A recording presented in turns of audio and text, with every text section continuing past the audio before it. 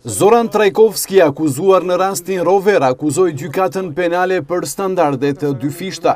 Ai në seancën e sotme gjyqësore tha se gjykata në mënyrë të paligjshme i ka mbajtur 3 vjet në paraburgim, ndërsa të dyshuarit për rastin Titanic i ka lejuar të jenë në liri. E përbashkëta e Titanicut dhe për të akuzuarit në Rover është se të gjithë akuzuarit në Rover disa herë janë ftuar në prokurori për të dhënë deklarata. Mua më thirrën disa herë në Ministrinë e Punëve të Brendshme, ku gjithashtu kam dhënë deklarata. Jashtë ligjit me këmbguljen e gjyqtarit të dytë në rastin Rover më 13 tetor të vitit 2014. Mu prolongua paraburgimi edhe pse kaluan 2 vjet nga ngritja e këtij akuzës, deklaroi Zoran Trajkovski, akuzuar në rastin Rover. Seanca e sotme gjyqësore nuk u mbajt për shkak se gjyqtarja e dytë e Këshillit ishte në pushim mjekësor. Gjykata këtë mëngjes i ka informuar autoritetet e burgut, andaj dhe Ljube Boshkovski nuk u soll nga burgu i Drizovës.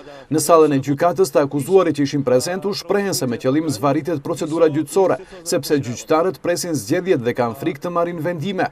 Avokatët kërkuan që gjykata nëpërmjet Ministrisë së Drejtësisë të provojnë përsëri të gjejnë 4 të akuzuarit e parë që janë të pakapshëm, që nuk janë në Maqedoni dhe u gjykohet në mungesë. Mbrojtja e Boshkovskit akoma nuk ka përgjigje nëse çështjen do ta marrë përsipër prokuroria speciale. Ky është gjykimi i tretë për rastin Rover, pasi gjykata e apelit 2 herë shfuqizoi aktgjykimin e shkallës së parë.